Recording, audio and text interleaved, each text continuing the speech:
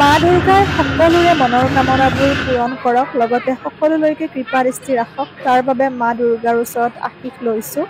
মোৰ ঘৰৰ একেবাৰে নিচেই ওচৰতে এখন দুৰ্গা পূজা হয়, তাৰে কিছু দৃশ্যাৱলীও আপোনালোকক দেখুৱাম। ৰাতিপুৱাই প্ৰথমতে তাতে সেৱা আগবঢ়ালোঁ। ৰাজহুৱা নহয়, নিৰ্দিষ্ট কেইঘৰমান মানুহে লগ লাগি এই পূজাখন অনুষ্ঠিত কৰি আহিছে। বহুত পুৰণি হয়, এতিয়া খুব সুন্দৰকৈ মন্দিৰ ভাগ নিৰ্মাণ কৰা হৈছে। আপোনালোকক মই দেখুৱাম, বহুত ধুনীয়া হৈছে মন্দিৰটো, আপোনালোকেও নিজে গম পাব। আৰু তাৰপিছত মই হৰগ্ৰীৱ মাধৱ মন্দিৰত গৈছিলোঁ। এয়া প্ৰথমতে মই আমাৰ ওচৰতে থকা মা দুৰ্গা মন্দিৰত সেৱা আগবঢ়ালোঁ। দেখিছেনে, দেখুৱাইছোঁ আপোনালোকক গোটেইখিনি চৌপাশৰ দৃশ্যাৱলী। এই মন্দিৰটো নতুনকৈ নিৰ্মাণ কৰা হৈছে। আগতে ইয়াতে পুৰণি ধৰণৰ মন্দিৰ এটা আছিলে। বহুত ধুনীয়া আৰ্হিত এই মন্দিৰটো নিৰ্মাণ কৰা হৈছে। আপোনালোকে আহিব পাৰিব আৰু বহুখিনি প্ৰামাণিকো হয় দুৰ্গা মন্দিৰটো। যদিও মানে ৰাজহুৱা নহয়, তথাপিও এয়া মন্দিৰটোৰ আৰ্হি দেখিছেনে, ইমান ধুনীয়াকৈ বনোৱা হৈছে। লগতে মা দুৰ্গা মাৰ প্ৰতিমাখনৰ কথাটো ক'বই নালাগে, চালেই চাই থাকিবলৈ মন যায়। ইমান যে মনোমোহা, নহয়নে? প্ৰথমতে সেৱা আগবঢ়ালোঁ দুৰ্গা মাৰ ওচৰত, ঘৰৰ ওচৰতে থকা পূজাখনত সেয়া অকণমান দেখুৱাবলৈ চেষ্টা কৰিছোঁ।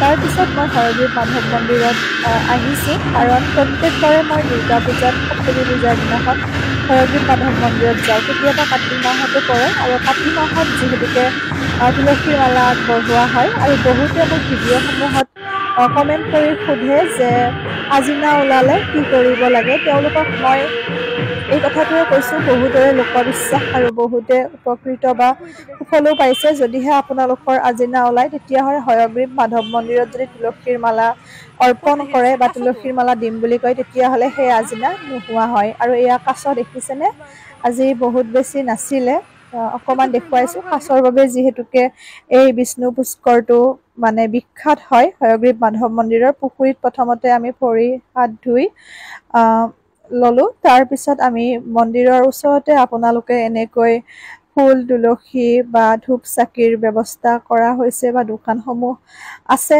গতিকে তাৰ পৰা আপোনালোকে এনেকৈ ল'ব পাৰে, আপোনালোকে মন পচন্দৰ যিখিনি বস্তু লয়। লগতে শৰাইও আপোনালোকে ইয়াতে আগবঢ়াব পাৰে, ধুনীয়াকৈ মন্দিৰত ধুই দিয়ে, তাৰ বাবদ কিবা এটা লয়। গতিকে খুব সুন্দৰকৈ আপোনালোকে শৰাই আগবঢ়াবও পাৰে। আৰু এয়া লৈছোঁ, দাদাজনে কৈছিলে যে তেওঁ ভিডিঅ' চাই, তাৰ বাবে কথা পাতিলোঁ। বহুত বেছি ভাল লাগে যেতিয়া কোনোবাই এনেদৰে মাত লগায়। আৰু আজিকালি ক'ৰবাত গ'লে বহুত ভাল লাগে, কাৰণ অনুৰাগীবোৰ লগ পাওঁ বা আপোনালোকৰ মৰম আশীৰ্বাদবোৰে সঁচাকৈ মনটো বহুত ভাল লগায়, লগতে আগুৱাই যোৱাৰো প্ৰেৰণা দিয়ে। তাকে কথা পাতিলোঁ কিছু। যিহেতুকে হৰগ্ৰীৱ মাধৱ মন্দিৰটো আমাৰ ঘৰৰ পৰা বহুত বেছি দূৰত নহয়, ওচৰত বুলিয়ে ক'ব লাগিব, 10 কিলোমিটাৰমান হয়। গতিকে গোটেইখিনি মানুহ আমাৰ চিনাকিৰ নিচিনাই হয়, যিখিনি পুৰোহিত বা ইয়াতে কৰ্মকৰ্তা তেনেকুৱা ধৰণৰ। আৰু এয়া এতিয়া আমি যাম ওপৰলৈ, যিহেতুকে চিৰিখিনি বগাই যাব লাগিব। বহুত ভাল লাগে, মনটো শান্তি লাগে। মই বেছিকৈ মন্দিৰতে অহা হয়, ভিডিঅ'সমূহ আপোনালোকে চাই গমেই পাইছে। মোৰ বহুত ভাল লগা ঠাই হৈছে মন্দিৰসমূহ। বাকী ঠাইত খুব কম যোৱা হয়, কাৰণ যাৰ কোনো নাথাকে তেওঁক ভগৱান থাকে, আৰু ভগৱানে সহায় কৰে প্ৰত্যেক মুহূৰ্তত। সেই বস্তুটো মই সদায় বিশ্বাস কৰি আহিছোঁ, আৰু আজিলৈকে মোক ভগৱানে কোনো ক্ষেত্ৰত বিপদত পৰিব দিয়া নাই। কিবা এটা বিপদ হ'বলৈ গ'লেও তেওঁ আগজাননী দিয়ে বা সেই কামটোৰ পৰা মোক যিকোনো প্ৰকাৰে নহওক পিছুৱাই আনে। গতিকে তেওঁৰ আশীষ সদায় লাগিব, যিহেতু তেওঁ আমাক সৃষ্টি কৰিছে। আৰু আজিনাৰ কথাটো ক'লোৱে, যদি আপোনালোকে কাতি মাহত বা এনে হ'লেও যদি তুলসীৰ মালা দিম বুলি কয় হৰগ্ৰীৱ মাধৱ বাবাৰ ওচৰত, তেতিয়াহ'লে সেই আজিনা নোহোৱা হৈ যায়। এইটো বহুত বেছি প্ৰামাণিক হয়। যিসকলে দিছে তেওঁলোকে গম পায়, আৰু যিসকল ওচৰ পাজৰৰ বা যিসকলে আহে তেওঁলোকেও জানে। গতিকে বিশ্বাসে আদিমূল, বিশ্বাসটো ডাঙৰ কথা। আৰু যিটো বস্তুৰ পৰা মানুহ উপকৃত হৈছে বা ফলাফল পাইছে, সেই বস্তুটো সদায় বিশ্বাস কৰিব। আৰু ধূপ চাকিটো বাহিৰত দিব লাগে, আমি ভিতৰত দিব নোৱাৰি। এয়া নৰসিংহ, ইয়াতে ধূপ চাকি জ্বলোৱাৰ ব্যৱস্থাটো আছে। গতিকে ইয়াতে ধূপ চাকিখিনি জ্বলাই লৈছোঁ। আৰু খুব সাৱধানে উঠিব যিখিনি বয়সস্থ মানুহ, কাৰণ চিৰিটো বহুত সৰু হয় সেইবাবে। আৰু আমিও ধূপ চাকিখিনি জ্বলাই ল'লোঁ, যিহেতুকে বহুত ঠেক হয়, গতিকে আৰু মন্দিৰৰ ভিতৰততো ভিডিঅ' কৰিব নিদিয়ে, গতিকে আপোনালোকক বাহিৰৰ দৃশ্যাৱলীখিনিয়ে মই দেখুৱাব লাগিব। আৰু ভোগৰ ব্যৱস্থা ইয়াতে কৰা হয়। আপোনালোকে যদি ভোগ খাম বুলি ভাবে বা ভোগ আগবঢ়াব বিচাৰে তেতিয়াহ'লে ভোগৰ যোগাৰখিনি আনি দিব লাগে, সেইটো পদ্ধতি হয়। আৰু যিসকলে শৰাই আনে তেওঁলোকে শৰাই ধোৱাৰ কাৰণে ইয়াতে ব্যৱস্থা আছে, লিখা আছে খুব সুন্দৰকৈ, তাত আপোনালোকে দিব পাৰিব। তাৰপিছত আমি লক্ষ্মী মন্দিৰত সেৱা আগবঢ়ালোঁ, ভিতৰত যিহেতু কেমেৰা নিষেধ। আৰু বাহিৰৰ দৃশ্যাৱলীটো আপোনালোকক দেখুৱাইছোঁ। খুব সুন্দৰ সেউজীয়া পৰিৱেশৰ মাজত হাজোৰ পঞ্চতীৰ্থ আছে।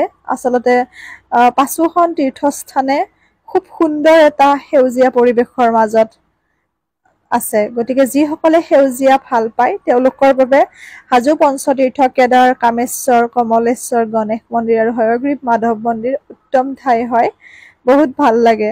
বিশেষকৈ কেদাৰ মন্দিৰৰ যি প্ৰাকৃতিক দৃশ্য, লগতে কামেশ্বৰ মন্দিৰৰ ওপৰত যি প্ৰাকৃতিক দৃশ্য, সঁচাকৈ বহুত বেছি মনোৰম।